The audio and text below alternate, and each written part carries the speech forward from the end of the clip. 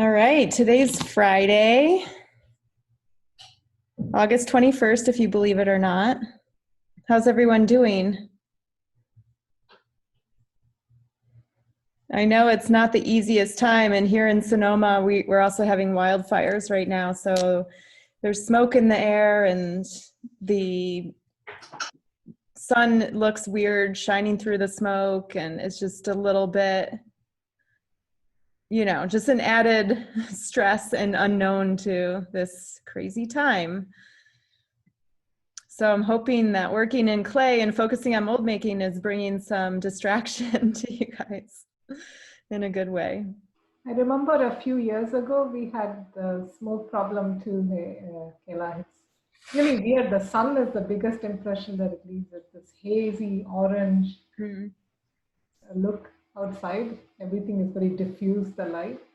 Is there any health warning to not go out or No, they recommend N95 masks, which is also hard at this time because you can't get them. So I think, I haven't heard any health warnings, but we do watch the air quality readings. And I think Barb is the closest to the fires up in Santa Rosa.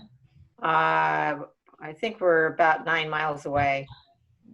So it is really smoky over here. I mean, luckily our house stays cool because we've got a lot of big trees around it, but we've got all the doors, all the windows shut, doors shut, and we really don't want to run the air conditioning because of the electric grid. So yeah, but we're staying cool. That's good. And you've got a plan. Except we have bags packed. Yeah. Oh, crazy. Well, stay safe. I know you're prepared. You're a prepared one. So yeah. Anyway, so we just hit a milestone here. I just finished filming all of the bonus tracks and next week's final video. So I'm feeling pretty good about that's all secured and done. And so now Lexi's going to edit everything together. And so yeah, we're kind of coming towards the end, and next week is casting.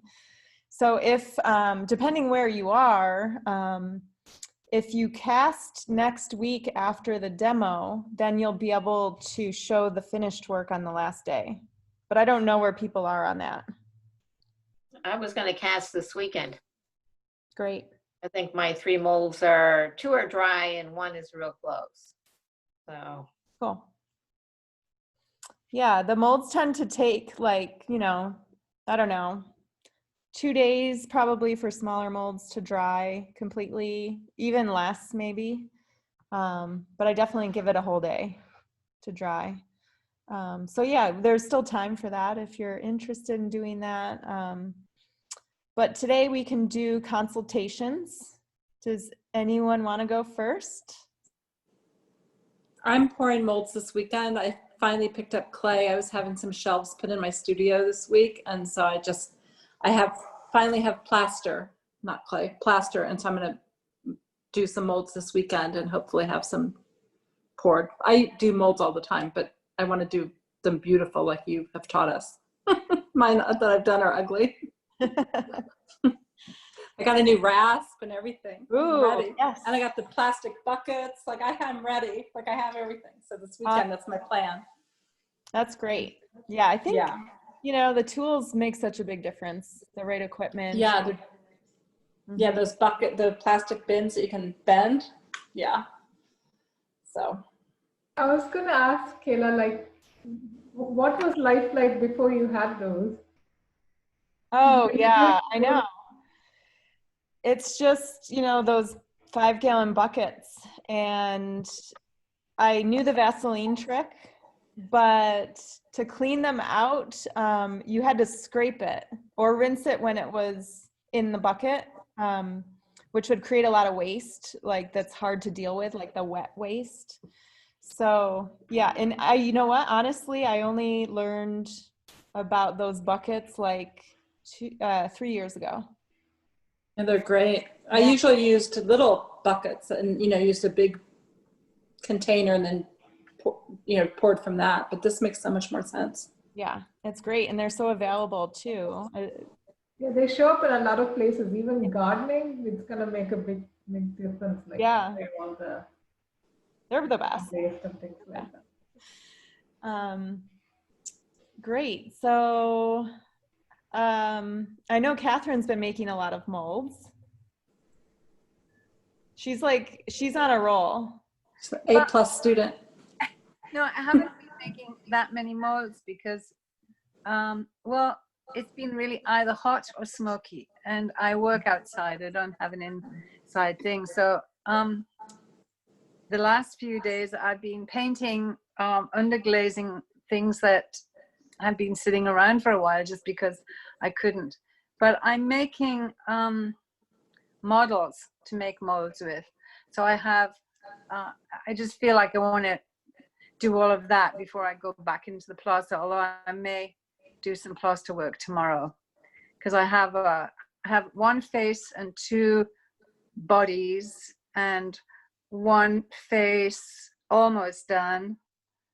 So I'm working on them anyway. So what I'm doing right now is I'm making, this is going to be like, this was from, I want this to be bigger, so it's kind of like the shoulders of something. So I'm using plasticine to make it bigger, and then I'll put clay on top of that and take the clay off and pour the plaster inside of it. That makes sense? Yeah, so you want to, ultimately you want a plaster version of what you're making now. Yeah, because this is not big enough. I want to make a bigger one, slightly bigger. Maybe, you know, like shoulders, sort of a little bit, maybe a little bit, yeah, just a little bit bigger than what it is. And I'm doing the same thing here. This is my other mold for the body on the one that I made, hang on a minute. Has everyone seen what she's working on, like what her final product looks like? Yeah, that would be helpful, I think. So, well, this one I just got out of the kiln today. I picked it up. I need to redo it because the eyes are very light. But she's got kind of like little things on the head, but it's made with these two pieces. So her eyes got really light, so I need to redo that. And so this was the mold from last time. This one is made with dark clay. I think I might have shown you that one before. But it's a 3-part mold. There's the front and the back, and I press mold it. And then there's this part here, which I just drape over a mold. And then I add all these other things, and then I add them together. I mean, I have to join it here. And then I add the top and the bottom and add a neck to it. And then after that, I add all the other little bits and pieces. Great. And then usually, yeah. And so what because I don't throw, then I'm trying to make, this one I want to make round. So it'll be a face more rounded than that one, which is a little bit more pointed. And then something like shoulders that will go on here with a neck, or maybe even I was thinking of a longer neck. But and I wasn't sure if I made this and put a neck on it, if that would work, or do I just have to put the neck on separately? That would work still, I think. Would I need to make then a 2-part mold if I put a neck on it? It could be a dropout mold, kind of like the plain cups, if there's no undercuts there. So if you have your hump. But you know, I'm not using slip. I'm using press. Yeah, well, you might not be able to reach your hands down into there to press in the in the long neck. But if it was like that, and then it was more like a slump mold or something like that. Yeah. Hump mold. Yeah, the necks, it feels like maybe the necks, I don't know, you could play with the lengths of them if they weren't molded. Yeah. Um, Okay. I just have a question. You mentioned that you attach the front and the back of the head each time. Yeah. So you don't actually push in the, you don't push the clay into the mold when the mold is together. You do it as the two halves. Yeah. And then do you put the two halves together and just add a coil on the inside to bind them together? Yeah. That's what I do. So you don't take the clay out of the molds and then attach it together? Yes. That's what I do. Oh, you take the clay out of the mold first and then attach it? Yeah. Should I be doing it some other way? Well, that works. It might be a little quicker to, if you can reach into your mold all the way into the bottom or mostly into the bottom, press your two halves and leave the clay just a little bit proud of the mold, just a little bit on each side. That's where you score. Put your mold together and then mush that seam, blend the seam on the inside while the mold is strapped together. You could even add a little coil if you need reinforcement, but then you can press up against the plaster and really compress it. I don't think that I have, I don't think that I have a hole in the mold like that. Right in the top of the head? Yeah. Can I go and look for it? Do you mind? Yeah, I think that would work well though. That's how I made this giant piece that I'm going to show you in the next video, but it has like 16 parts and I pressed into each separate part and then strapped the mold together and then added like a reinforcing coil on the inside. Yeah. And it made a really, Yeah. really strong piece, and it's nice because you can just press against the mold. You don't have to like Yeah. mush the clay together and carefully try to preserve the details. Yeah, it's hard. It Yeah. takes quite a while, and sometimes if it's not quite soft enough, hard enough, then it slumps a bit, and if it's too hard, the edges get dry, and it's like a juggling act. Yeah. But let me just check, because I have a feeling that there isn't a hole.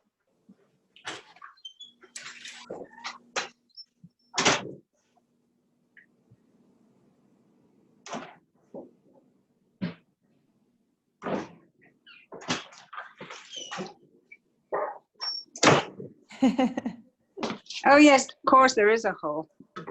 A huge hole. So I would just put it together. Yep. And then do that. Okay, that's great. I'll try that. Yeah. And Yeah. you'll want to strap it together with a strap that doesn't stretch Okay. so that when you press it, it doesn't want to pop open again. Yeah. Oh, great.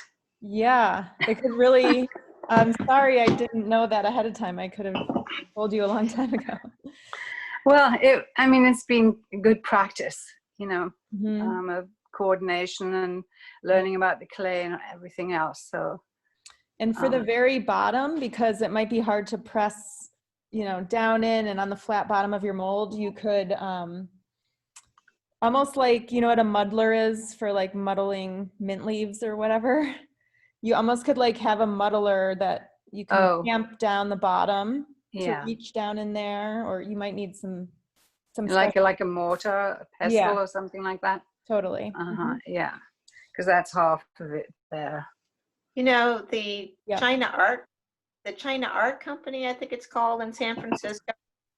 They have a specific tool for that. You're supposed to use it when you put an imprint on the bottom of your cup.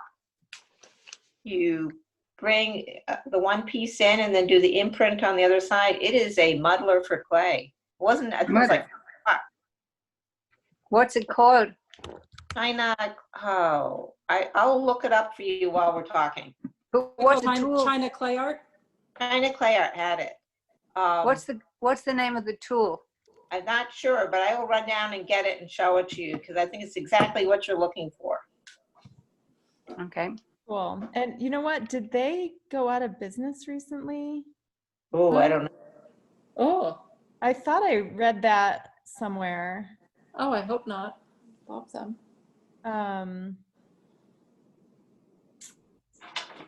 Actually looks like it's, Their website is still up. yeah, it looks like it's still up. Cool. Great. And there's traditionally the Peruvian pottery, like the stirrup vessels, the moche, Peruvian pottery, those were all made using a technique called paddle and anvil. And it's kind of the same idea, like they used a paddle on one side and an anvil on the other side and compress the clay together. And it's a similar technique where the theory is it like really compresses the clay from both sides using a tool, because our hands aren't that dense, you know, they're not that strong to push the clay against. So yeah, you can, yeah. And if you know, if you don't have the right tool, nice. Oh, yeah. Yeah. Oh, yeah, that's nice. I don't see it on their website. Huh. It may have been in a strange place. I got this within the last year. Oh, nice. I bet I got it 9 months ago. Oh, wow. And basically it's for putting imprints on the bottom of your mugs. So you put this inside the mug, put the mug over it, and then push down with your stamp. Cool. Oh, cool. Right. Tools like that too, you can also make out of clay. Like I could see that as a bisque shape, and it would probably work. And especially if you need to make it super custom, that would be an easy solution. Yeah.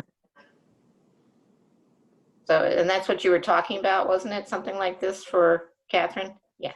Yeah, I think it would work better if maybe if the bottom was out a little bit so you could target certain areas, but I think like a pestle or something, you know, like a little stone pestle. Yeah. Or clay. Yeah, or clay. You could Or just, clay one. Yeah. yeah, great. Yeah. So that's where I'm at, I think. Yeah. So this one, I'm just gonna, you know, round it out and then make a clay thing of it. Take that off and pour plaster in it.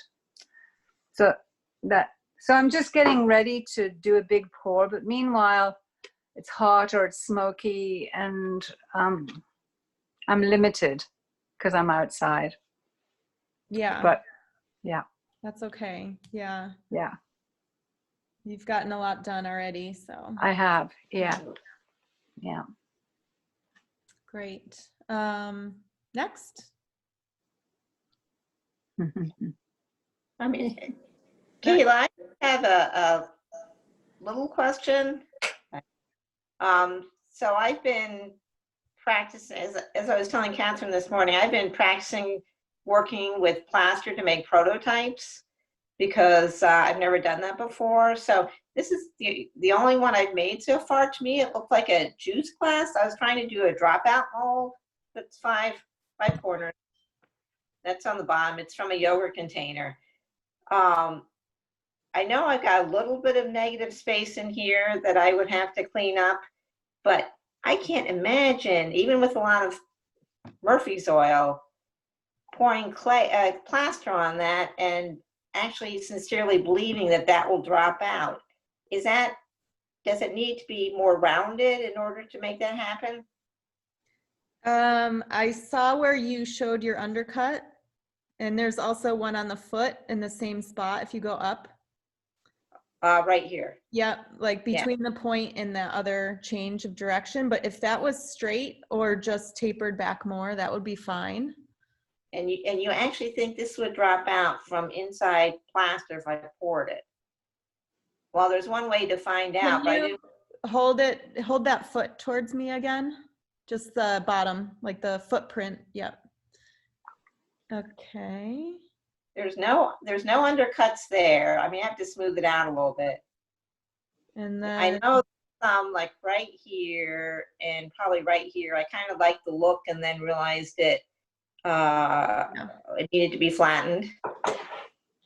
The other thing you should be taking in account is This, like the indentation between the high points on the wall, like that part.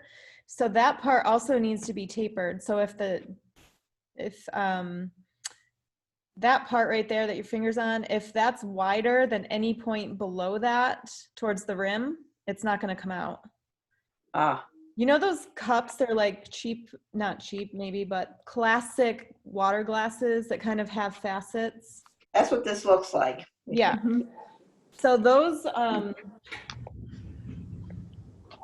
let's see. So this needs to be wider than this. Yes, and just like those juice cups. So if you look at the glass ones, you'll notice that those facets are actually shaped like this. Very deliberately. Because yours right now look like they might not be, it might be like this. We can't see you. Oh, sorry.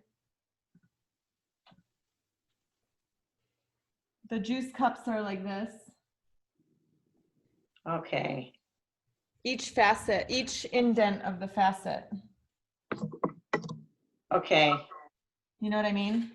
Yeah, no, this is the opposite, but if I felt like I could switch it, I was just seeing what all the different rasps would do. And then it got into looking like a juice glass. Yeah, I like the design. Can I see that side again? See that one? That's just a rasp. That's a mud tool rasp I was trying. I think you could just adjust it slightly if you widen that indentation at the rim and just kind of have Right. it taper down a little. Yeah, right now I think it's tapered the other way because that's how I started. But that would be easy to do with some sand, wet to dry sanding for the screen and have it come out here. Yeah. Yes, exactly. Yep, you know what I mean. Yeah. And then also, right now your foot kind of like this. Right. You just want to make sure this part is like this Okay. in.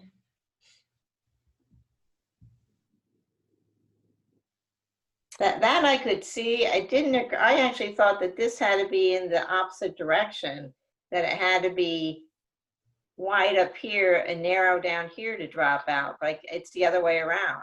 Right. Yeah. Yeah. Okay. That's really good to know. Because But otherwise it's like a 6-piece mold. You might be able to get away with 2 sides and 1 part. So 2 part like this, away from each other. Like here and here, Yeah, and like then that. Yep. these 3 is 1. I think I'm going to try to make it, maybe if I feel like pursuing it, try to do a dropout. Yeah. And did I show you the video of me taking out the plaster model of Lexi's? No. Oh, I'd love to see, because hers I kind of started with Lexi's in mind and ended up with this. So something learned from that. I'm gonna grab it. It was a fail thing. So I don't know if you can see this. See all the holes on the inside? Yeah. So I don't really understand it exactly, but those are all holes. It looked like black sand on the surface when we took the model out. And then we poked at them a little bit, and we noticed that those were just tiny pinholes to bigger holes, like bigger air holes. So there's a weird, when you cast plaster to plaster, you have to be really careful about the air bubbles. And I'd even use some of like the brush technique that I would stick the brush in. And It's a tension thing, and I don't know if it's the form or not, but this other time it happened to me and I didn't figure it out, but I figured it out this time. And you can prevent that by spraying your model first with watered down dish soap or Windex, and that acts as a surfactant, and it like coats the piece with that solution that pops all the air bubbles as they touch the object. Or I guess alcohol wouldn't. Well, when I was doing the research, no one mentioned alcohol. That's plaster to plaster? Boy, So that's on the, a wow. And So on the model itself, you would spray watered down soap or Windex. yeah, Okay. right before you pour. So it's kind of like what the alcohol does, but it does it beforehand on the model. So the nice thing about that is it's not just doing it on the surface, it's doing it on the surface of the model. So that's why you spray it right on the model. But you would soap the model first and that would dry, and then you would do that right before pouring again. Yeah. So it's like a two-part. Okay. Yeah. And then how easy was it to get that model out of there? So I used the rubber mallet, and I held it, at a 45-degree angle, and I used the rubber mallet around the mold. I was just tapping the mold, and it wasn't too hard, actually. Okay, I mean, it just boggles me that this will drop out. So, but I can see how starting with this, then I found like a Chinese soup container that was another inch higher. And I thought, okay, this could be a juice glass. I can see how you progress with these. Yeah. And make a 6-sided, and then it's a mug, and then you have a bowl. The next thing you do is a bowl. I mean, you like you've done with your sets. They kind of they're like the little Russian doll that one begets next. Yeah, once you start doing it, it's like, I feel like with this process, once your brain gets thinking like that, your brain, it's just like it activates something. It's like a different way of thinking. I could also see, I just came off doing the demo for attaching things to each other, and I could see, like, if you casted 2 mugs, you could attach it rim to rim, and it could be like a vase form or something, or bottle form. Oh yeah. But with as you refine your model, those problematic areas that we identified, you really want to hold up a straight edge to those and make sure there's no like space between the straight edge and your piece. That's going to be the best tool to use. And then maybe you use the longer rasp, like the 6-inch rasp, as you're working that. So the benefit of that would be the plane, it's creating that straight line already. Okay. I think I kind of liked the curve. I thought, oh, it gives it a little bit of lift, until I realized it wouldn't drop out. Yeah. Yeah. There's compromises, right, with the process, because there's those limitations, and all those limitations can be avoided if you're willing to make many, many, many more part molds. Right, which, I mean, my goal with this was to try to get a dropout mold. Right, exactly. Oh, okay. And I told Catherine this again this morning. I'm like fixated on what Anne did with the Ziploc and the pillows. I mean, that is like the $1 million reason to do this course online. So, Oh, nice. Thank you. Thank you. yeah, really. So actually, what I don't have them yet. Maybe I'll have them by next week. I ordered. Has anyone seen those collapsible vases? That I ordered some. I'm going to pour plaster in those. Oh, wow. And then you can shape them as it sets up,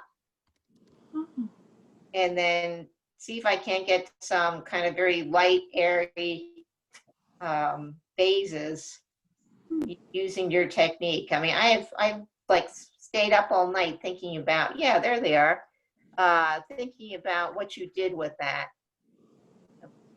Oh, those are cool. Yeah. Oh, yeah. Those are cool. Is that what you're thinking, Barb? Not quite. I They're cool, though. think it may be, this is one right here. That's one. Silicone. Yeah, and some of them are silicone. And I was just gonna pour it and then cut it off. Oh yeah, just pour Yeah, it like in. here, there, like the purple one and yeah, that. Oh, interesting. Huh. Oh, pour it into it and then just cut it off. Yeah, and then Do it. yeah, Do it before Tuesday. yeah, I'm waiting for them to come in, but Do it. but I'll certainly give you guys follow up. Yeah, please do. That's an interesting idea. That's a nice I shape. Very. I have a question about that technique. Are there any tips? So far I've just tried it with water in a Ziploc bag. Are there any tips to get the air out? Oh, with pouring plaster into the bag? Yeah. You yeah. just kind of, no, you just kind of smush it. And as you Ziploc it, you try to get the air out. Right. And I was thinking of course, with water, it never sets up, but. Yeah, but but I think with plaster, it sets up. Okay. Yeah, and you can kind of shake it. You know what I mean? You can kind of shake it because it's still movable for a few minutes. Just kind of, yeah. Yeah, I mean, they're just grand. Thank you. You might need to double the bag too. Just depends on how, Okay. Right. I can't remember if I did or not. I don't think I did, but you might want to. It depends on what kind of bags they are. Yeah. Some are Maybe- thicker than others. Yeah, use the freezer bags. Be safer. So hopefully I'll be able to give you guys follow up next week. Yeah, on please do. That's What really comes out? exciting. So Yeah. fun. I think it's cool when that, that's all about like translating materials, right? So like you're sort of solidifying a soft plastic material by casting it, which is really an interesting, like trompe l'oeil transformational Yeah, thing. it is. It's true. Well, and I think the plaster piece conveys the original object. I mean, if it was something initially supposed to hold water, you can see that, Mm-hmm. the plaster piece. Mm-hmm. Well, we'll see. Cool. Good idea. Do it. Nice. How are you doing, Jean? I'm doing fine. I have some questions about a form, and then, well, just one technical question. My other technical question was about the air in the Ziploc bag. But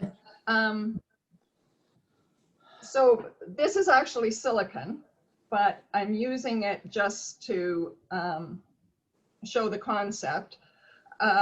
What I would like to do is cast pieces to put image and texture on, and either to hang on the wall or potentially to just sit on a surface. And when I've tried this building with slabs, like there's issues. The top tends to slump. The edges warp in various ways. And so I'm wondering if one casts this as a dropout mold, and it could be, square or rectangular or really any shape, either with a flat or a slightly convex top, would casting it help address some of those problems that one runs into doing it in slabs? And like, how thick would you cast it? Would it make sense to put a back on it as well? Because you could have a hole cut, which would still allow it to hang. So that's what I'm wondering about. And I've also sourced commercially some slip, which has a compatible pug clay body. Nice. So potentially to, once it was cast, to be able to add some textured components and so on. So anything along that would help there. Okay, great.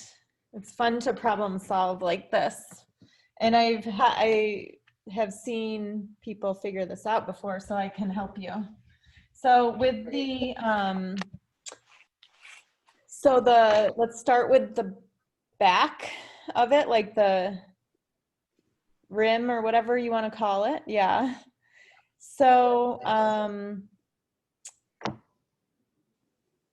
one way to not, so there's a couple solutions. There's one that's a better solution than the other, I think. The one that would be better, I'll just start with that, would be to definitely add a rim around that. So it has a wider foot. So it would just be like, so the back might look like, here's your footprint, something like that.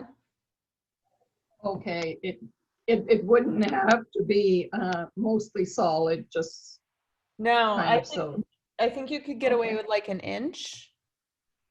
Okay. I recommend not the least amount of angles here, the better.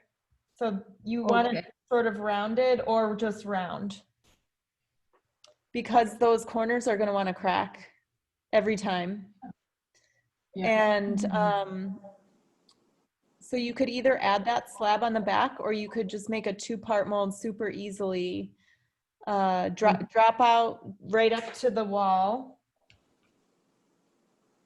So here's your silicone part, your box. You do a dropout like this. Here's your plaster. And this is a super easy thing to do. So you,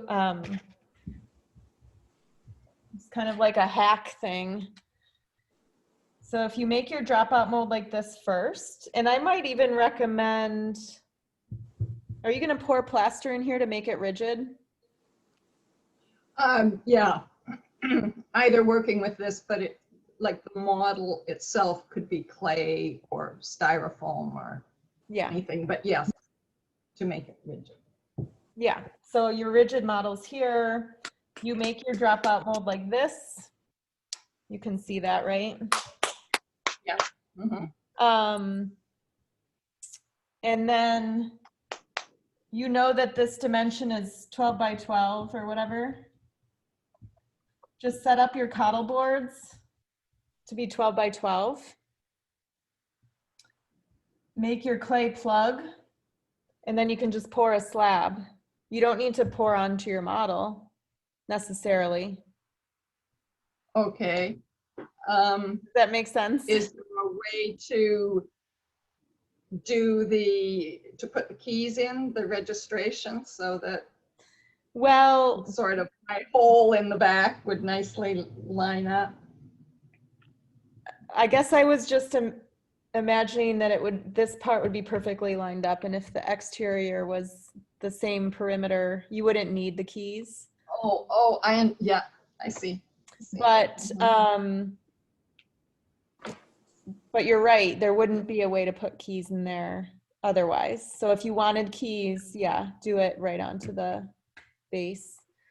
And I believe I've also heard that I think this is true. My friend makes a lot of these, and I know she was having cracking here, and I think her solution was to cut it back a little bit more. So if this is where your spare is, only if you're getting issues, you might want to just cut it back more. And you can see how that works, see how they cast. And that's just like a compression thing, that you're removing the clay that's not compressed evenly. This doesn't solve the issue of the top kind of warping down. So I think you could either make it convex, like you mentioned. A lot of times when people make tiles like this, they put a reinforcing grid in the back of some sort. Do you think that would be necessary, or would just making it slightly convex would be easier? It's hard to say. I think making it in the mold would be a lot easier, like convex, but it might be hard to judge how much you need to go and all that. You could always remove more plaster if it wasn't enough. You could carve back the plaster and adjust it. If you wanted to make a support structure, how would you go about doing that? So I've seen people just do like a grid thing. So like if you could reach the whole back, you could, you might do on that side at that scale, you probably just need to do this. And then that would also help with these edges from warping in. Yeah, if you built a support structure, then you probably could leave the back open. You might get a little warping here. With the casting. How could you do both of them?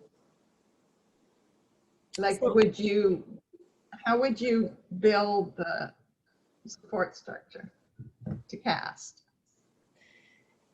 So in this case, I would probably just cast the piece and then cast slabs, like and I show that in the next video too, but you can literally just cast a slab on a piece of plaster. And then you could cut those cast slabs and score and slip and add them in here.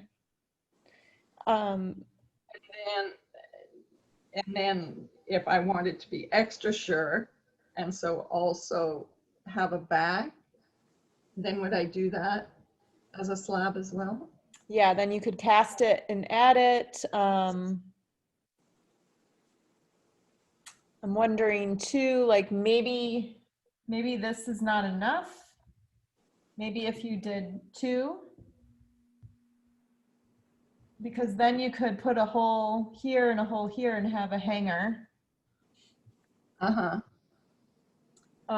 then you'll get more support on your edges. If you do this with the open back though, you should have a shrink slab probably if you're still getting warping. And a shrink slab is just, it's a waster piece of clay. It was casted the same thickness as this. And you bisque fire it and you glaze fire it on the slab, and the slab shrinks with the piece.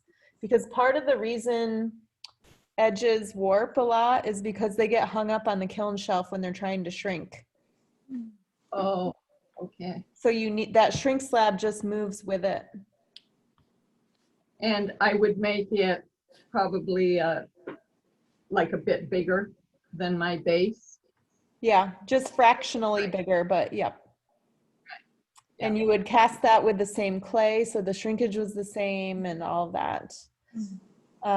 That's it's a really awesome tool to bring to pieces, like, and this is good for anything that is being fired on a rim or a lip, something that doesn't have a flat closed bottom. I see this a lot also with much larger, heavier work like figure sculpture, or imagine if you were going to fire a big bowl upside down on the lip.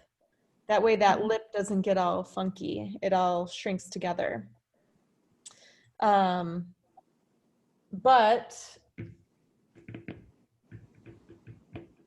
I guess I probably would try to get it all to work in the cast all by itself.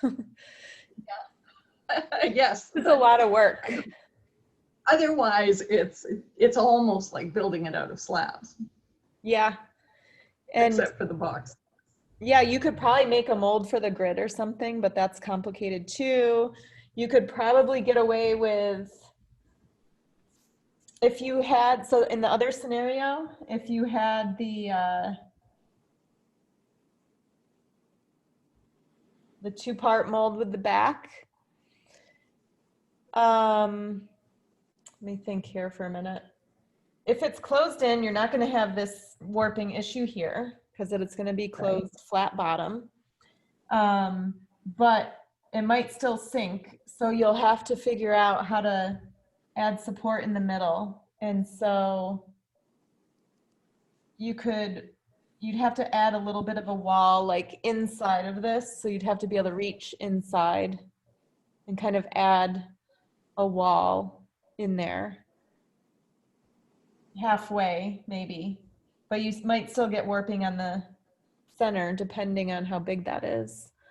So I would go with convex after all this troubleshooting. And so even that, you might not need to go as extreme as the plastic bag, but the plastic bag, filling the plastic bag, that might be a good model to start with, and then shave it down to be more geometric based on what you're going for. Because if you've set that on the table, your bottom's going to be flat.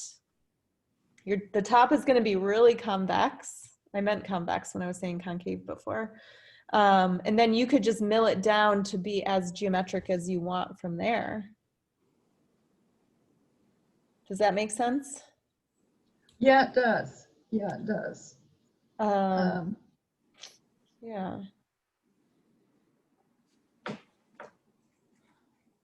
I wonder, so, but in that case, when you fill the bag with the plaster, that air bubble is going to want to go to the top if you have any air bubbles. Mm-hmm. So you would just have to really work on getting the air out. But if you're going to be milling it down anyway, that shouldn't really matter too much. Have you worked with or been exposed to making models out of styrofoam, like the insulation styrofoam, the denser material? It seems to me that would make sense. Yeah, that works really well. It's non-porous, so the plaster releases from it. You have to still soap it up.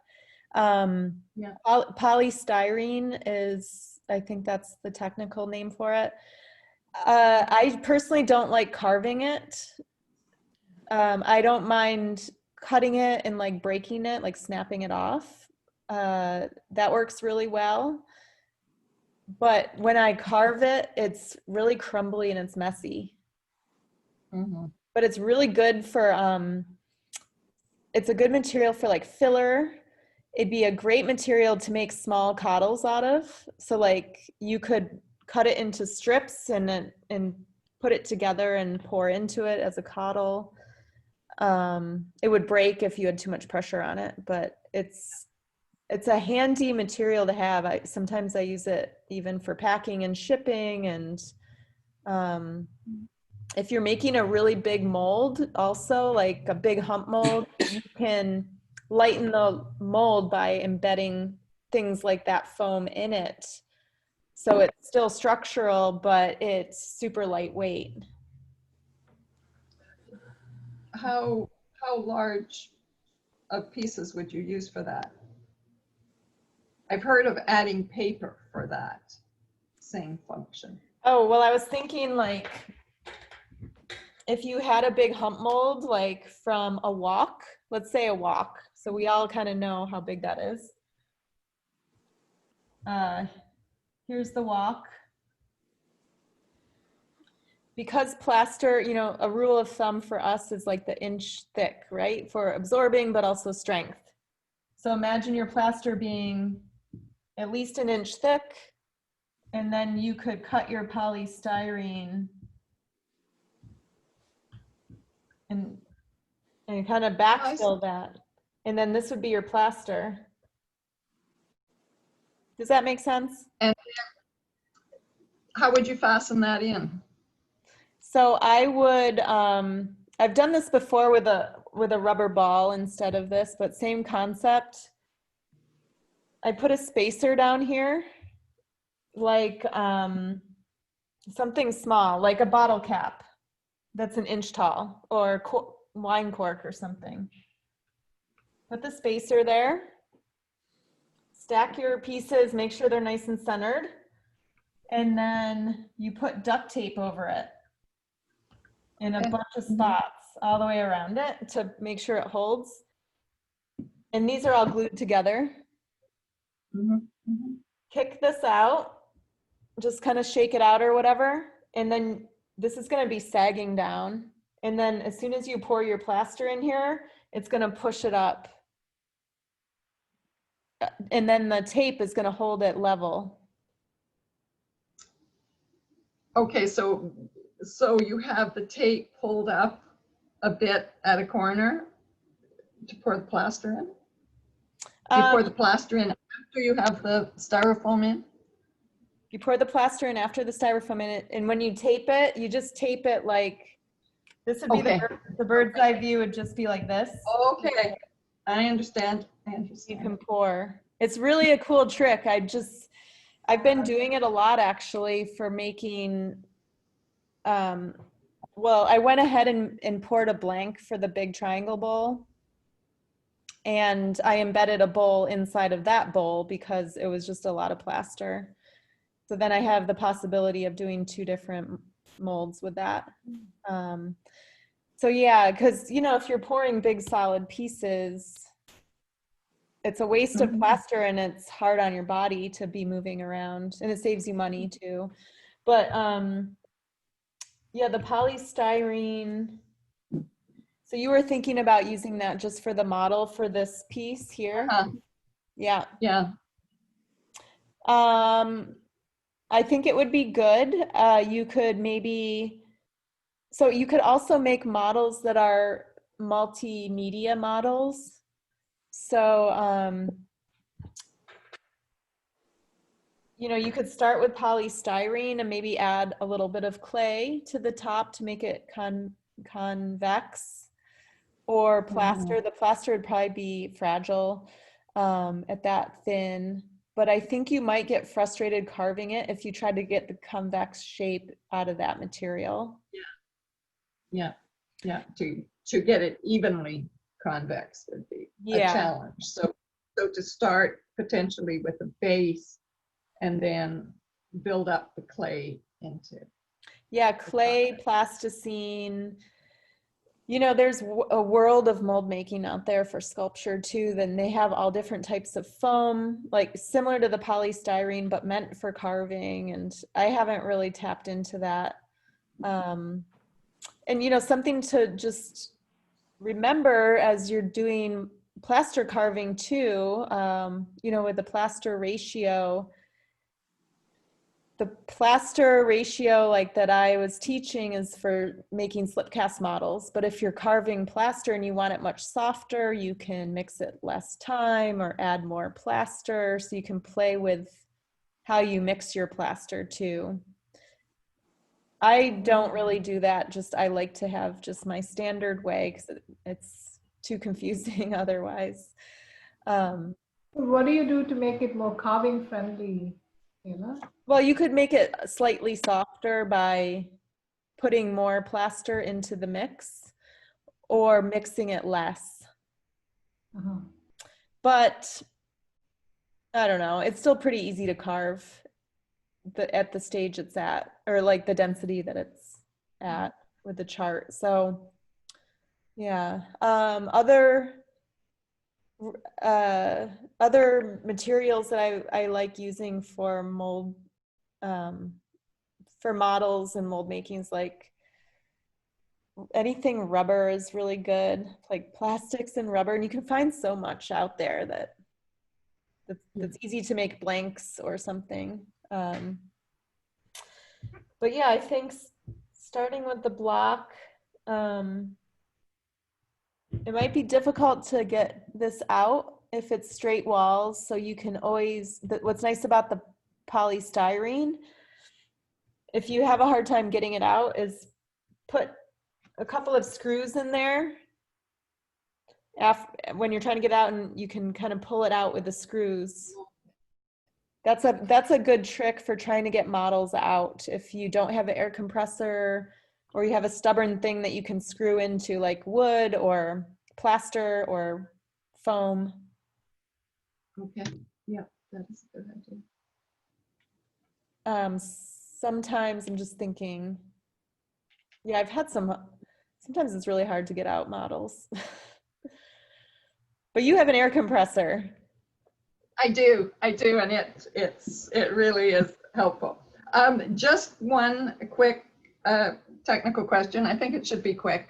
This is a glass vintage doorknob. And I'm wondering if that could be a one-piece mold. The top is flat. If it could be dropout. Now there's clearly an undercut here and some, it's been broken and so on, but I think that could be made, and I would also have to add a stem to it. So just do that with clay and deal with the undercut. Then would it be a dropout mold? No, because of the facet just below the widest point. Here? Yes, that lower facet. So that, from that widest point down, yes, that's a dropout. And from that widest point up to where the spare would go, that could be a dropout the other way. But because that widest point is wider than the top where your fingers are, you just couldn't drop it out. Does that make sense? It doesn't. I'm not explaining it very well. So you have this.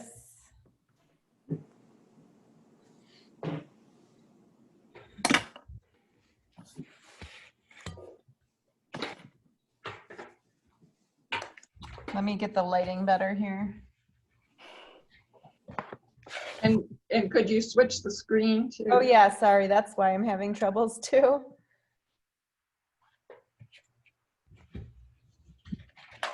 So you basically have this, right? This will be Yes. clay. So this could be a dropout because it's the pint glass, right? It's wider and narrower, and this would be your mold. So this could all drop out. There's nothing holding it back. And then the bottom part here, this is wider and narrower, and that would just come right out because that's essentially the same shape with the tapered edge, but it's this wide part that actually represents a parting line. So you could do a one part here.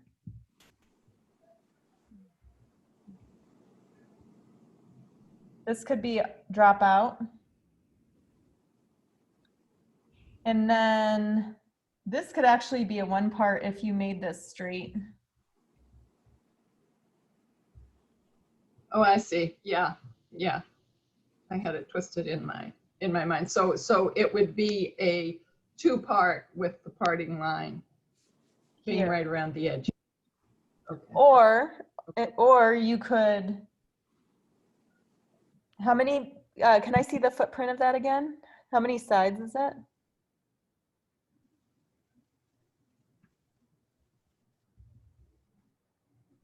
It's 8. 1, 2, 3, 4, 5. 1, 2. 1, 2, 3, 4, 5, 6, 7, 8. So you could do it like this, or you could do it a two-part this way, I think.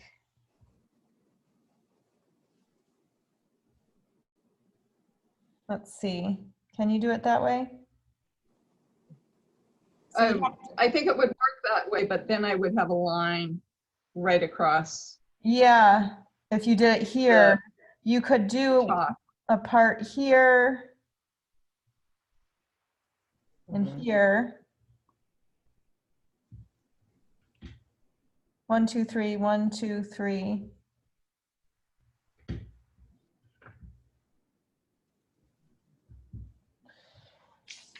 Yeah, it'd have to be a 3-part. Well, actually, maybe not.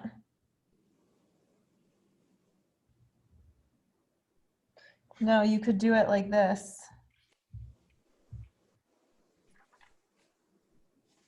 You could do a 2-part that way, following the vertical line. Mhm. Because these are straight, so this is the bird's eye view. This piece of plaster would slide off like this. Oh. They're I straight. Kayla, how about moving that upper one over to the left one? Yeah, right there. And then making a foot like you would for a mug so that she doesn't have a line across the bottom. So make it a 3-piece.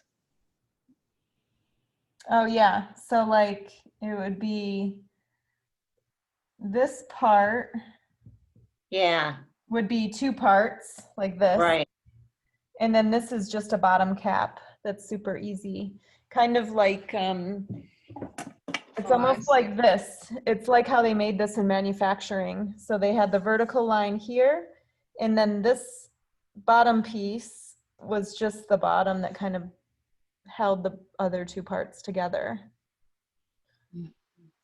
So I would have two lines showing, like 2 lines would be the parting lines. 2 lines on the upper part, yep. Yeah. And you could follow those 2 lines would follow the high point of the facet, so it'd be super easy to clean it up and everything. Yeah. If I were to do it, I probably would try the 2-part this way first. Yeah. Because it's just a little bit easier. It seems it's one less pour, right? Yeah. You have to be careful with those, with the antique cast things or things that were probably cast, because a lot of times in the older stuff, they're doing some cleanup work after they cast it, like more hot work. So it could be melted in an area. So really take your straight edge and inspect all of those little spots where you might need to patch it with clay or fill it in with clay a little bit. Yeah, it would be interesting. You know, we talked about the material, transforming material and how objects change when you change material. That doorknob is so beautiful because of the translucency and the geometry that you can see through. So it would be interesting to see what it looks like solid. Yeah. And you may find that, you know, maybe it's just not geometric enough and you cast it and you're like, well, that didn't translate very well. You could always pour plaster into your mold, soap up your mold, pour plaster in there, and then you'd have a model to rework if you want. What will you do with those? Well, in some way, a decorative feature, because I also have some vintage plates. Cool. I could really see those as being wall mounted like coat hooks or something. Nice. Of course, they're going to get tiny. I'm not sure what, 16% small, or whether some of the effect will be lost, because part of it is these are, actual size. But yes. Well, you know, carving that doorknob shape out of plaster is probably pretty easy. That if you wanted to up the scale of that part, you could, and then your mold would be the same and that could be bigger, but faceted forms are really easy to carve. So I don't know if you like carving plaster. I haven't ventured there yet. I think I'll explore some of the other parts first. It's Thank very you. gratifying. I have to say, it's just like really great. I really enjoy it more than I think I will. I always do. It's just nice. But Well, and Barb said she found it very intriguing to Yeah. explore. yeah, I find that I only like carving with my rasp. I don't, if I try to carve it with like a trimming tool looking tool, it chatters and I don't love that. But I do love just rasping it and like kind of going slow. So for me, I like really picking a good blank and coming up with a basic design that doesn't have a lot of detail. So Barb, yours is really ambitious, I think, for your first carved piece. But that's your style. Yeah, it's great.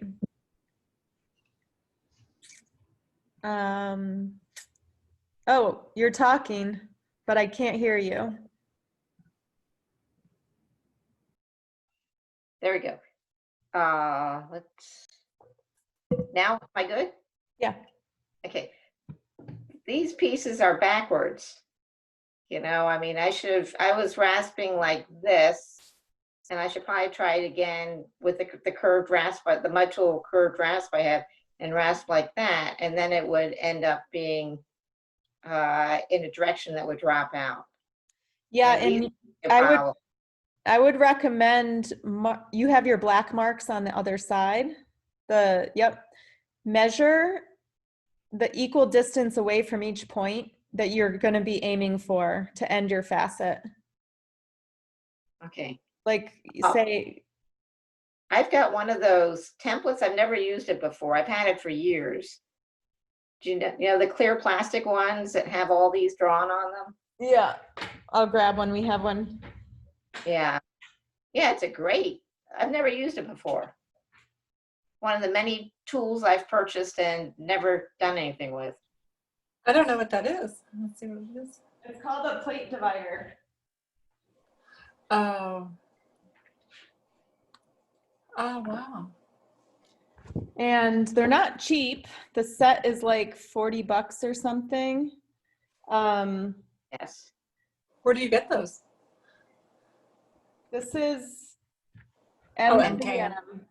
Yeah. That's what I use to make these dots. Yeah, so we'll come back to the plate divider, but if you mark like say half an inch or 3/4 of an inch away from each dot, like here and here. then you know where to end your taper. Got it. Yeah, I said, my first one, I'm going to leave as a practice and learn from it. I'm not just because I made it, I'm going to try to make a mold out of it. I don't think, but. I think keep carving it. Okay. And then make the mold. Yeah. Right. Yeah. And I would also recommend in between, so like at the other side of the taper where you want it narrow, I would mark the center of that. So you kind of always have a gauge to go to. Okay.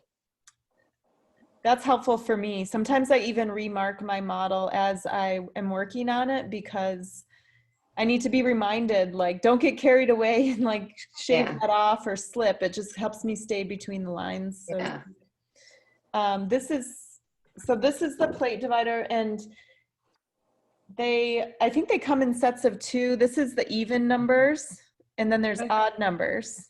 Wow, I've never seen those. They're awesome, and they come in this size. I recommend getting this size. They also come in smaller sizes. So if you find a set that's really cheap, it's the small size. Okay. Don't be fooled that you found a good price. I know, right? Well, I don't understand what that is. So this is it's for dividing circles into sections, and this is what Lexi used to carve this piece. So she just poured plaster into a cup, and then you hold the cup up, you center the cup, and then you can read the numbers. So if you want it divided 4 times, you look at every green line, 1, 2, 3, 4, and you know where 4 will be broken up equally all the way around. Amazing. And for even numbers, it's, even numbers kind of come naturally to dividing up a circle, but when you get to the odd numbers, this thing is invaluable. And it's cool because there's holes in there too. So if you need to poke something and mark it with a poke, you can poke through the hole. So it's really a cool tool. I find it really handy. It's just like a good tool to have if you're working with geometry or precision type work. And this is a 5 sided thing. And then so she marked the bottom, which was round, she marked the top, which was round, and then faceted it to line up with each other. So that would be a really good tool if you were to freehand like the doorknob or something. Or even with, for Barb's application was really on point with why that's a handy tool. It was great. I'm like, in the back of my brain, I knew I had one, so I had to dig around until I found it. Yeah, they're really good. I like them. Yeah. So I don't know, people use them for decorating too. You can like map out grids or lines on plates and things like that, or cups. So yeah, they're handy. And they're just cool, they're really cool objects. Like, I like mine hanging on the wall because it's just, I don't know, it's cool.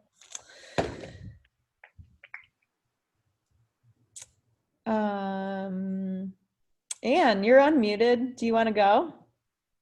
Well, I want to just review what I'm going to do this weekend. Okay.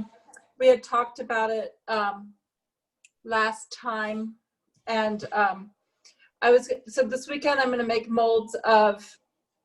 I'm going to do some of my spheres, and I'm going to try to do some carving in the mold. So I think I know how to do that. I mean, the sphere will just be a 2-part mold. And I'm going to do it out of, you do leather hard clay, or is that right? Leather hard, right? Yep. Okay. So I'm going to do that. And then I'm going to do this stack. I went ahead and cut my other one, so I made a new one. And so my question on the stack is, it's going to be a 2-part mold. This isn't put together, but it'll be this way, right? And do I leave the tops open or closed? Like that part. The bottom should be closed, and Okay. then the top will need to put in the reservoir.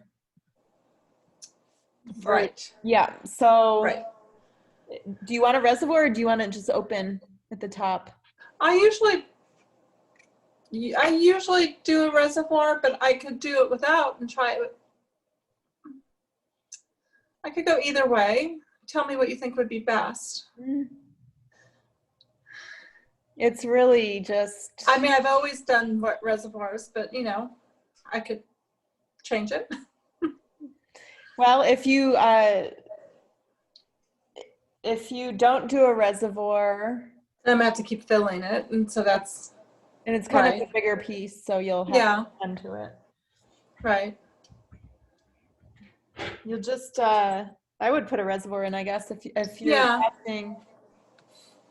So here's your, and it just keeps going. Yeah. Well, eventually, will you close in the top and put a head on it or something? Yeah, like the one that I did already, the one that sorry, my computer sticks to the, hold on. Like that one I did, but that was a Tula Pierre, so I wanted it open. So I don't know. I think I'll have the option of having it open or closed, right? Yeah, so then you should really put the reservoir in, because that's going to give you some surface area here. But if you wanted to put something smaller here, you'll already have that in there. Right. So this could just be, your reservoir here. Will you make that image larger? Yeah. Sorry. Thank you.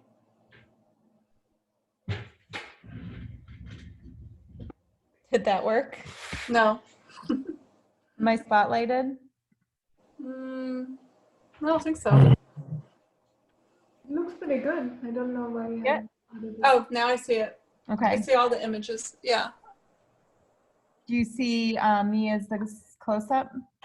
I see all six of us, but I see you as the, Okay. but let me see if I can. I think you just go to speaker view or something. Oh, let me see. Active speaker. Oh, there you are. Yeah. Okay, Thank you. cool. Yeah, so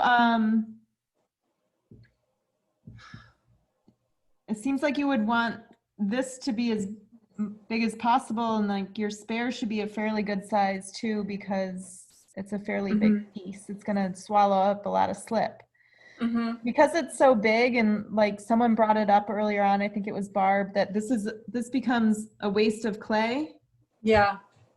Maybe that could be something interesting, like something that you cast, you know, either another shape or That's a good something idea. that you could use. I don't know. It's just like another thing to think about, obviously, but there's an opportunity there. Right.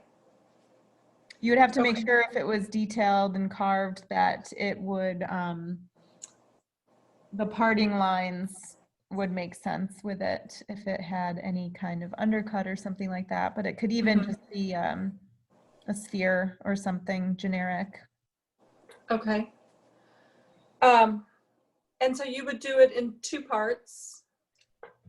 Yep. So the parting line would be right along The edge there. the edge, yep. Okay, right. And your base is covered. So when you set it up in the mold, you're going to be looking this way at it. So this is face up. And then you're going to want your clay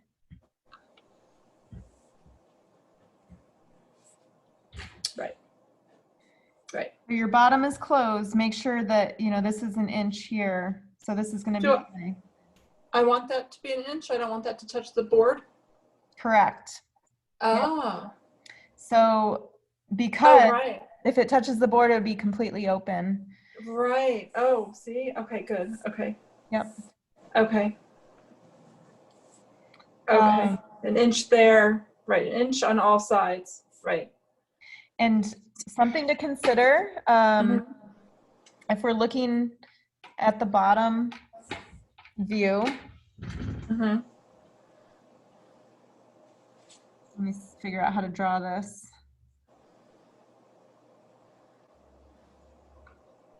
Here's your model. This is the plaster or the clay, however you think about it. Let's say it's the clay. So you clayed it up, and this is where, and you put your cottles on. This is where you're going to pour the plaster. Right. Now, if we just put the clay all the way across the bottom, there's going to be a seam there, right here. So if you want to be really savvy about it, you can do what I did with my 3-part triangle mold and integrate the bottom. So then you cover all of this. This is kind of hard to think about, but cover it up completely. And then, yeah, you could, so back to your question here, you could eliminate this on the first pour and just pour this.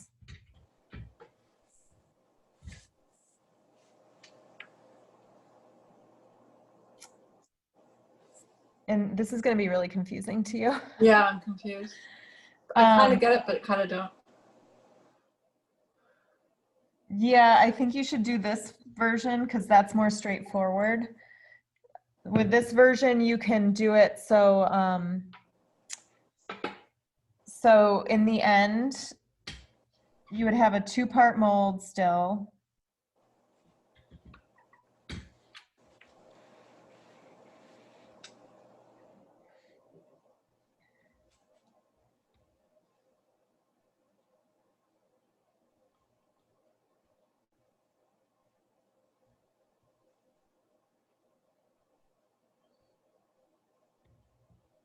I'm drawing the finished mold.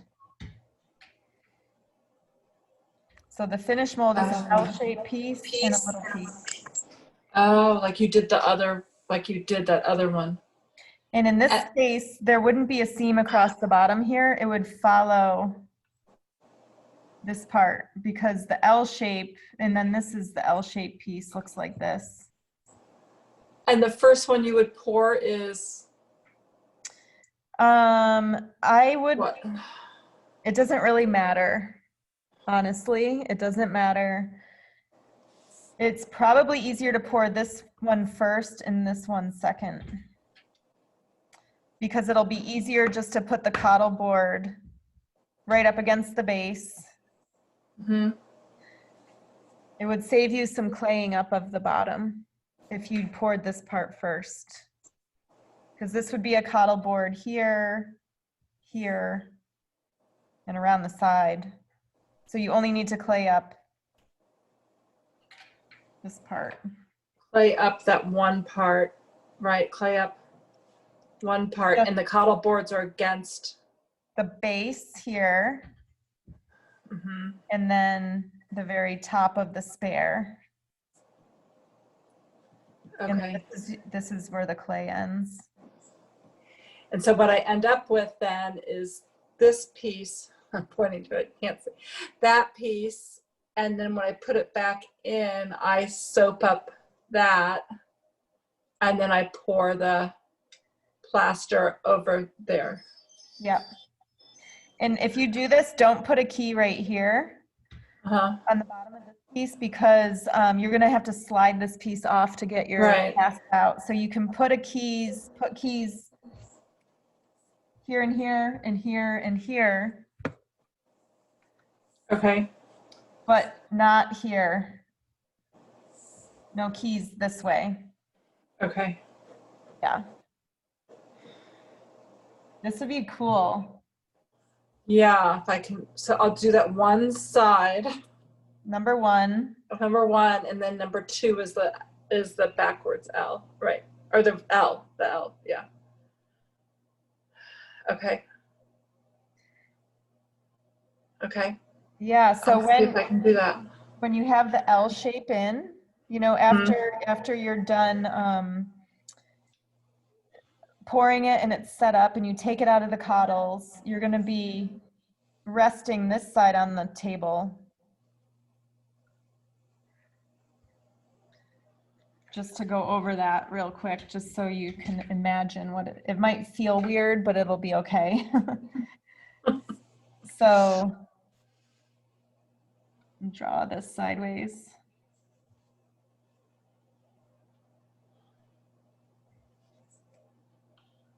So this is number one. Oh, yeah. It's gonna feel weird, but make sure you leave an inch here, or even a little bit more than an inch, so it stays upright when the mold is apart. You could probably do this 2 inches. Make sure your coddle is 2 inches away from the base of your model when you pour this number two. So this will be the L shape that gets poured. Right, that's easier to visualize. Okay. Yeah, and here's your parting line. Or no, Right. that's just kind of representing. And then for the claying up on the first part, you do it horizontally like that too. You can do horizontal or vertical. I could do either way. I kind of like doing horizontal, laying down. So when I'm looking Yeah, I at do it, too. that's what I see. It's just easier for me to feel like it's secure, but you could certainly keep your model upright and pour this way. It's just going to pour up instead of pouring. Yeah, I usually do it sideways too. Okay. Yeah, I think it's easier to see, and it's also less of like a water column. If you think of the height and maybe the coddles, you'd need massive coddles and all that. So yeah, I think this is a good And thing. do I fill it with anything or just leave it hollow? I would fill it. I would fill it. With sand? Mm-hmm. Sand, you could, I mean, you can fill it with dirt. It doesn't matter. You could fill it with old clay. I don't know. I just use whatever I have. Okay. But just kind of fill it, not completely, but kind of fill it. I'm going to do the same similar thing with a sphere. Clay sphere. Mm-hmm. Yeah, Like 2 parts, just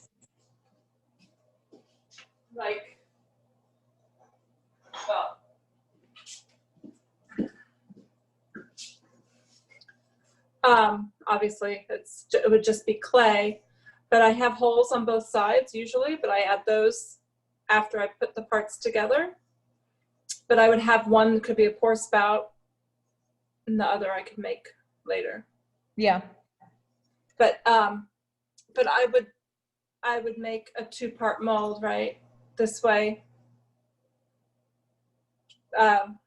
Do this part and then this part. Yep. Okay. Oh, we lost you. There you are. Oh, yeah. So So just a 2-part mold with this against a board and this being the pour spout. for that one, no, you don't need it against the board. No, you'll want to do it just, Because I want it to be closed. yeah. Right, okay. There's no advantage of that. The main advantage with this one was you won't get the seam across the bottom of the foot. Right, You won't inflate okay. the seam at all. So yeah, just think of your block. If you use cottles, Uh-huh, oops, uh-huh. Oh, thank you. yeah. Okay, And just a then- 2-part. Mm-hmm. And will it be like a flattened sphere, like the one you showed? Like kind of. No, I want it to be a little bit more more round, I think. So, depending on are you gonna make a clay model? Mm-hmm. I could also use a ball. Using a ball, unless it's rigid, is really hard because it's mushy. Mm-hmm. If you can find a hard plastic ball at the store. I've done small balls, like lacrosse balls and ping pong balls, but I haven't done a big one before. They're so great if they have the seam on them already. I know if they have the seam, they're awesome, right? Yeah, and if not, you can use that pencil lead on the straight edge trick. Right. Oh yeah. And if you have a clay model, you don't really need the pencil lead because the angle thing will just scrape against it. Right. So you get a little scrape mark, but that's a nice indicator too. Okay. Yeah. Yeah, I bet you still have to fill it with something if it was a rigid ball, so it doesn't float out. Okay. Right, because of the size. The size, yeah. Yeah, because the small ones they didn't float out, but the large ones would. I know. I was thinking of using like one of those gym bouncy balls, those, but that would probably float out, and it's big. How big? 12 inches in diameter. Yeah. You can do the, how I drew the diagram of the walk with the Mhm. foam? That's what I did before with my rubber ball mold. It was, Oh yeah. it was like a kickball, like one of those red rubber balls. Yeah. Yeah. And so what did I do? I set up a flashing coddle around one. Uh-huh.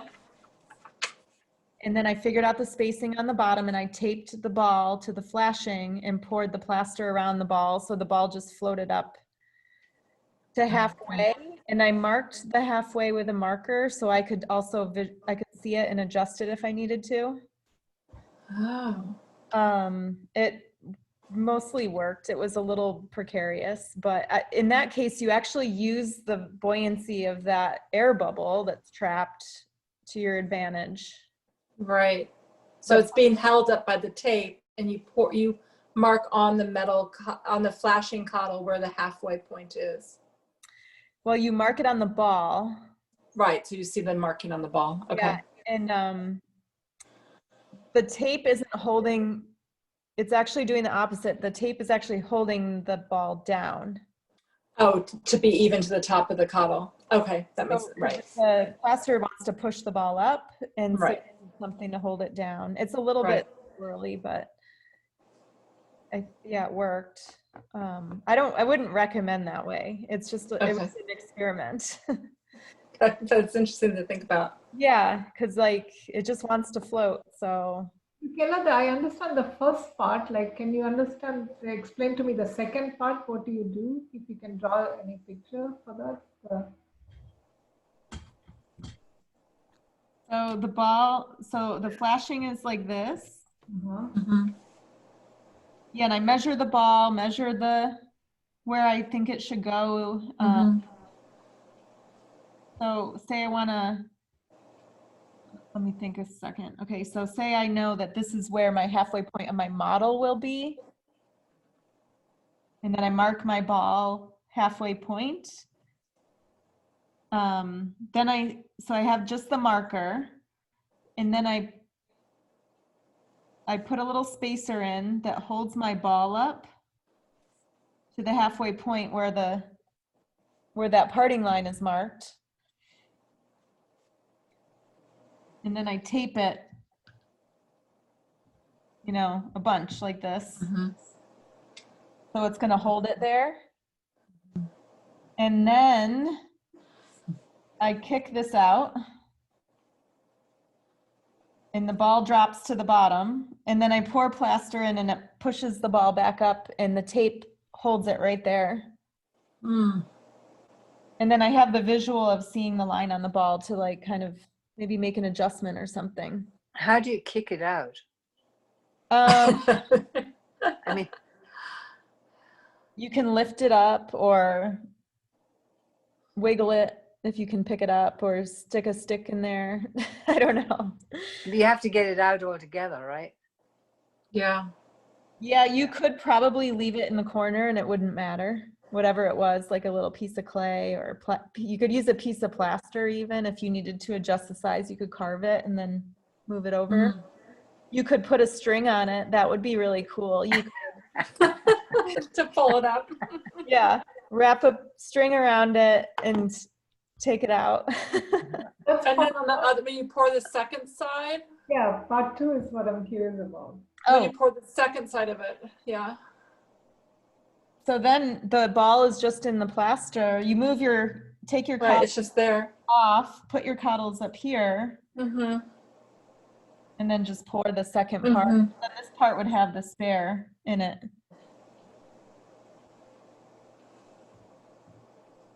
You don't need the tape or anything. The ball is in there. And the weird thing about this was that they don't exactly, the ball, because of the plaster, the heat of the plaster heated the air, so it kind of bulged a little bit here. So the final piece actually casts like this. It's just like a tiny bulge here. I'm exaggerating, but because it expanded the ball. Were you able to pick it up?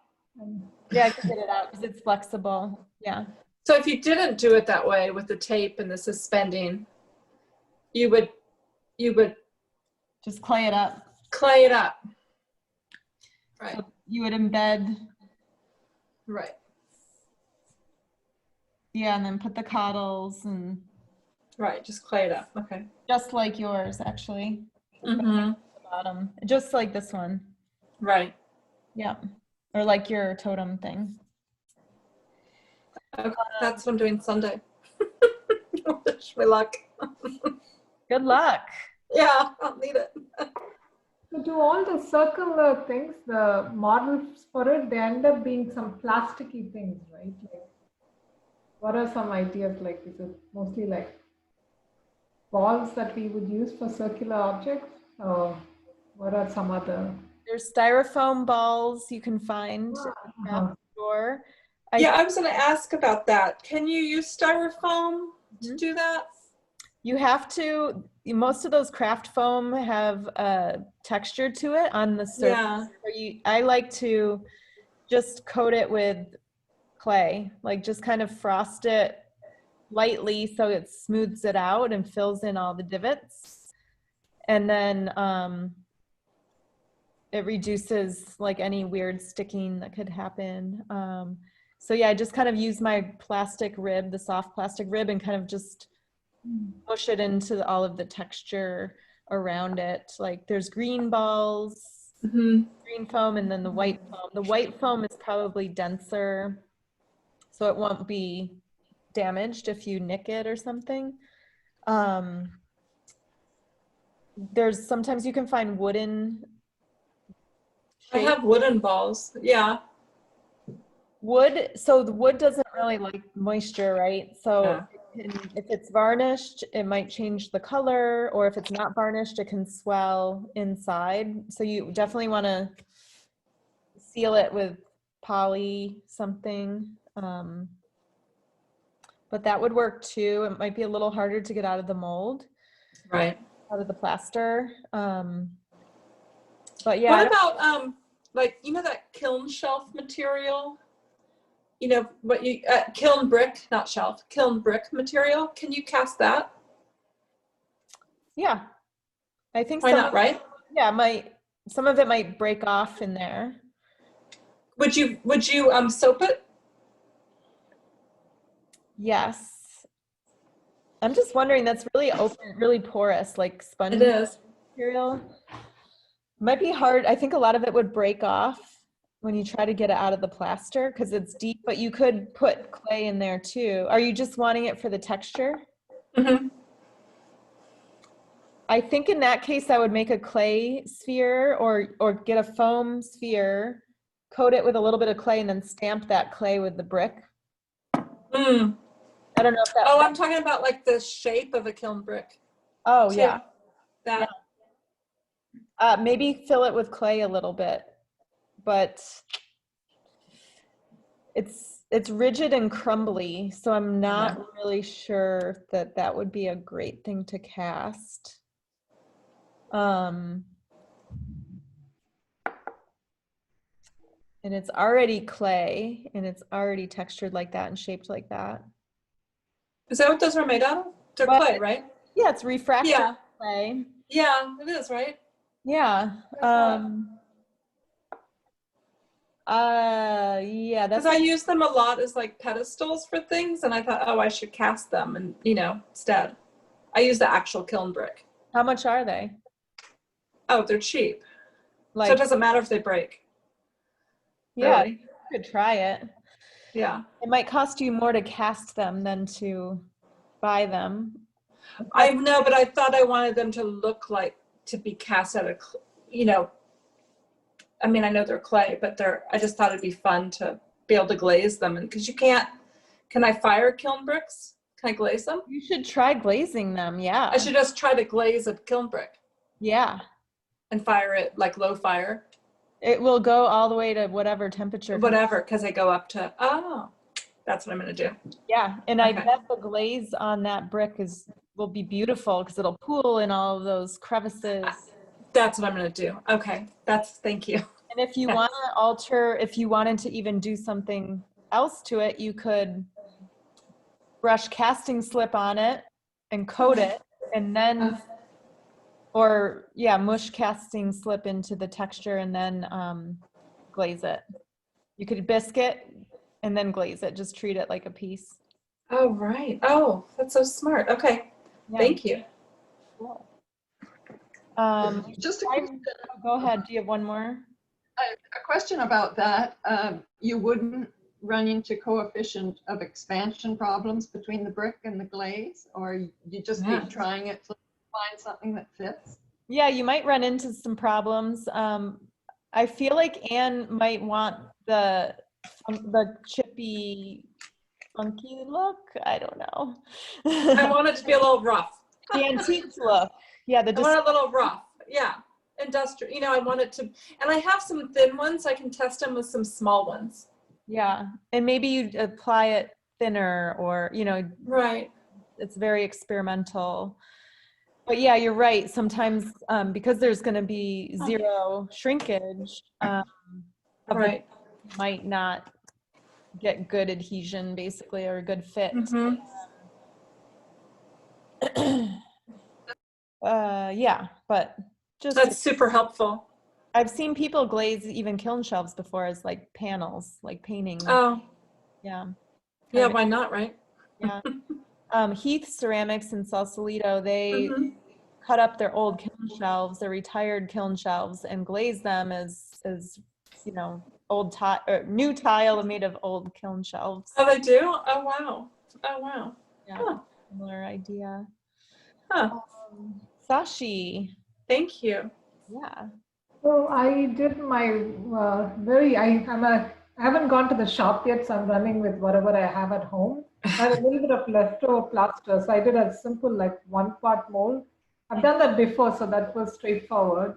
And my next thing is to actually have a little bit more leftover before I can go to the shop. I want to do like the little like what I think what Bob is doing from a yogurt container, like fill it with plaster and then take a shot at carving. And I had an old mold that before I get on to the new one, I started carving. That was a little tough. Like, so if I do a fresh one, is it much softer if I Yeah. do carving right away? If you want to, you can soak your old mold, soak it in water for a few hours. Oh, a few hours. Okay. I did it like very quickly, maybe 15 minutes or something I did. Oh, yeah, maybe a few hours or overnight even, Oh, wow. Okay. and that will get it back to totally saturated. And is it almost the same as like the new one? Yeah, That long? Oh, wow. almost the same. Yeah, almost the same. Oh, wow. It's not easy. You gotta like, carve it. But what kind of tools were you carving with? I had a Sherform, so Oh, good. Okay. Yeah, because a lot of times, like, I don't know, if you don't have the right tool, it's really hard. Like I said before, I don't really enjoy carving with certain tools, but the Sureform, yeah, should be getting good results with that. Yeah. Interesting. So, yeah, will you try it then? Will you try soaking it? yeah, next maybe by at least by Friday I will like probably have my first carving expedition. So Yeah, nice. No, I think that's a great thing to do to get, just try a new process if you just have a little bit of plaster left. yeah. Yeah. Yeah, I think I've been kind of a bit lazy going. I think I want to this time set up my studio like with really the way I want it. I don't want to just rush into. I've done molds before, so I haven't had a chance. Like Anne knows, like I want to go to the one in Tacoma and the clay art. So it's a little bit of a longer run for me. So I'm kind of making a list of all the things that I need. Yeah. Go there and then set it up. Kind of, Great. the way I want the place to be. So Yeah. I know it's a little bit overwhelming when you're just setting up are you setting it up from scratch or do you have a little yeah, we moved to a new home, so I never had space before. I always used to work out of like the studio and just a little bit temporary arrangements in the house. So now I have half of the garage free. So I'm just trying to kind of, I just barely, like, a few months ago we moved. So kind of, getting settled in, and then I'm trying to carve out that space as my working space. So that's kind of what I'm trying to do. Yeah, that's a big job. Yeah, I always recommend to people for me, it could be overwhelming and I try to feel the space a little bit too. Like if you can start with one table and one shelf and figure out, you need a table, you need a shelf, right? If you have those two things, you can figure out where you like them and then kind of fill in from there with the smaller pieces of furniture. And do I need another small table, another shelf? That's what I recommend to do because it feels nice to kind of like generate the setup instead of just execute it with a plan. Because for me, I always have to have the space. I have to be in the space to understand what I need. But You know, I found I really needed 2 table heights. One where I could sit at and one where I could stand. So my workshop, my husband put together one of these Harbor Freight workshop arrangements, and it's probably like counter height, and then the other is like a card table height. So I can go back and forth depending on what I'm doing. Yeah, actually, Barbara, it's interesting you mentioned that. One of the things that I'm trying to figure out is I almost want to invest in this adjustable height desk. I finally got that for my computer because it's just so important, the ergonomic thing. Like I have this thing where you push a button and it goes up. wow. Oh, nice. These days, it's actually like there's a company that sells it. If people are interested, I can look up the name. I just kind of I forgot the name of it. They actually sell just a frame that you can, or a very cheap laminate table. I almost want to invest in it because I feel like it's just that it's going to be, I'm not going to be happy with one table size. Sometimes I want to work standing up, and sometimes I want to like sit down and work. But I think the arrangement I'm moving is actually, I have to figure out the dimensions of the desk. And then I want to put like simple like cut laminate that for different work surfaces, like maybe for one for the plaster work that I just bring it in and put it on top of that. So that's sort of what I have in mind. That's a cool idea. It's so contemporary to have a tabletop that moves. Yeah, yeah. I think a lot of the computer work these days. I remember when I started like 20 years ago, we used to have these really clunky desks, and after a while, like you get all kinds of ergonomic like the issues with your body, like posture issues. Oh yeah. Like a lot of the software companies, they pretty much like it's given that you have a height adjustable desk. And I finally got one for my home. That's with a nicer surface, but this one, like for clay, it would be just the frame of it, and then just have a cheap, like custom thing. That'd be nice.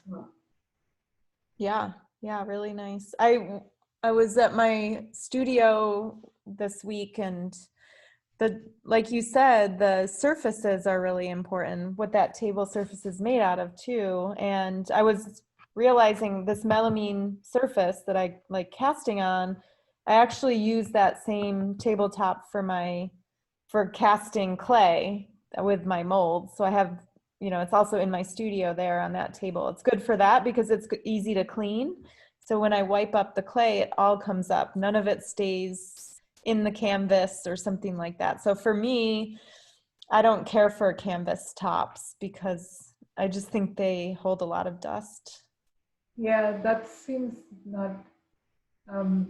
Yeah, there's one of the artists here. I think a lot of you might have heard Deb Schwarzkopf. Like I've taken some classes from her. So she uses this. I think it's called MDO. Yeah.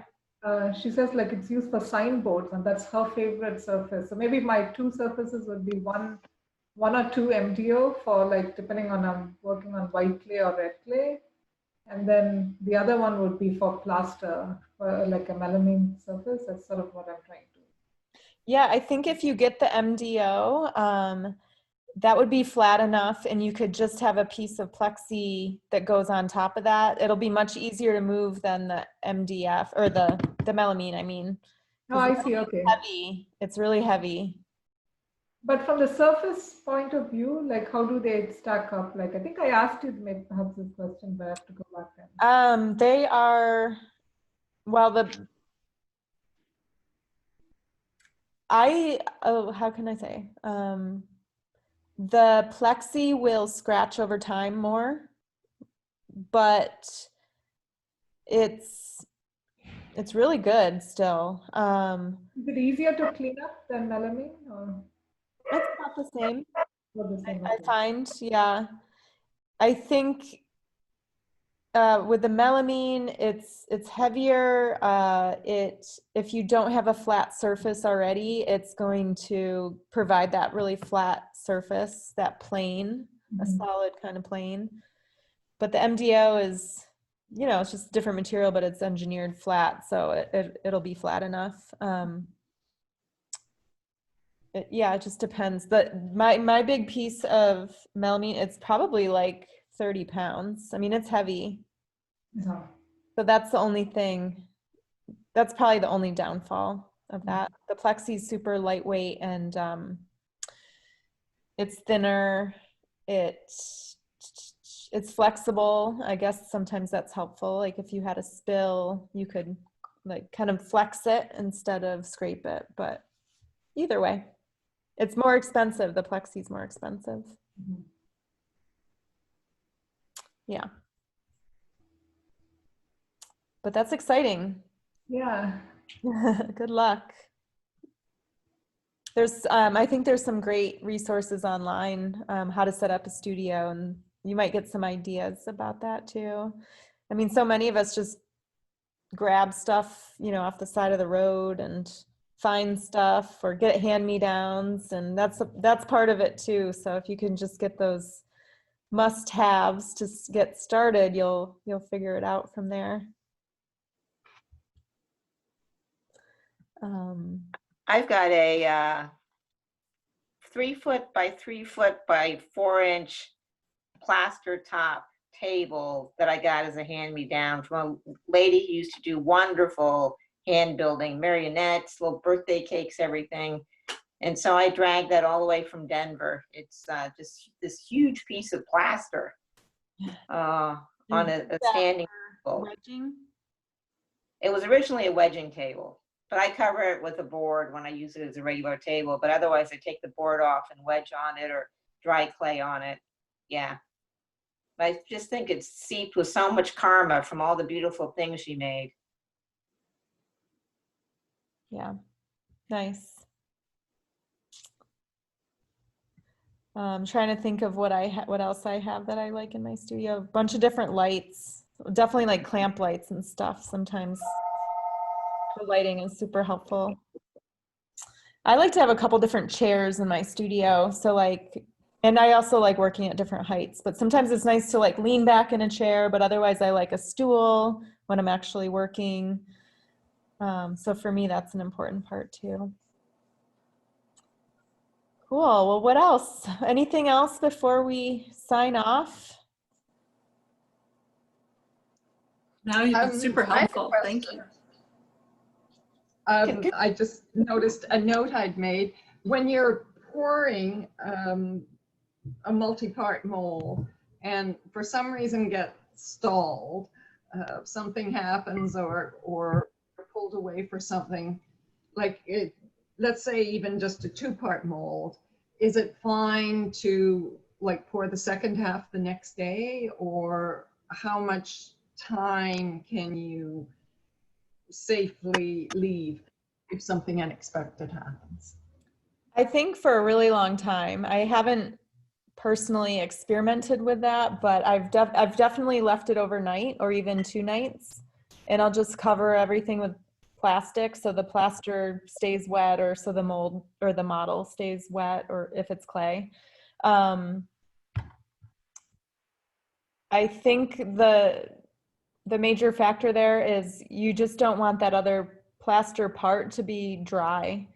So it dries very, very slowly if it was covered, like not at all, basically. So I probably wouldn't wait a month, or if I did wait a month, you could soak it in water and get it wet again. Because plaster does shrink, you know, very small amount when it sets up. So that's the consideration there. But yeah, I usually just put a piece of plastic on it. And that's it. But yeah, that's a good question.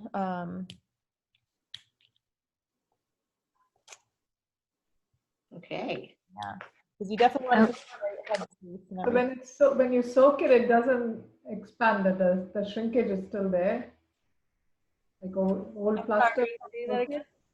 old plaster, when you soak it, like maybe set for 24 hours, it doesn't expand, right? The shape is, once it shrinks, it shrinks.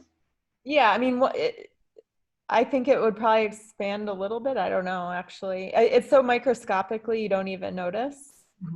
I think it's at that level. So it's almost when you soak a piece of plaster in the water, it's almost like a sponge soaking in the water. It's bringing in the water into the pores that it has, just like that's how it works with clay. It's sort of like riddled with tiny holes, so it's absorbing the water into that system of holes. So it's more of that than expanding. It's definitely going to be heavier. It's going to take on that water weight. But yeah, I don't know. It might just be so micro expanding, but I guess it probably, after it does its full cure, that it wouldn't expand. Sometimes you see the shrinkage. Well, you'll notice, like when you pour a piece of a mold part, you'll sometimes on the edges of the coddle, you'll see where the level sank a little bit from it solidifying, just like a tiny little level change. And that's usually what you rasp off, because that edge is really brittle. Yeah. Well, good luck making your molds this weekend. I think you all have exactly the information you need. I'll wait till next week. We have information to experiment with it for months, Kayla. It's just been incredible, the class. Thank you again. Of Yeah. course. Yeah, it's been my Thank pleasure. you, Kayla. And we can watch the video before we start again, right? Yeah. From today. Yeah, I'm going to process that right now. It processes a lot quicker if I'm here at the center. So I'm going to stick around and get that going. Thank you. Thank you. You're welcome. Have a good time. Thank you. Stay safe. Thank you. Everyone have a good weekend. Stay safe in the fires. Oh my goodness. Hope You so. got it. Careful. We will. Don't Thank take a Bye. chance. Don't worry.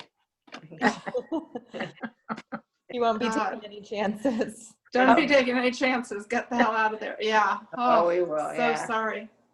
So scary. So, Yeah. Okay, be safe. All right. All right. Thank you. Bye. Thank you. Bye.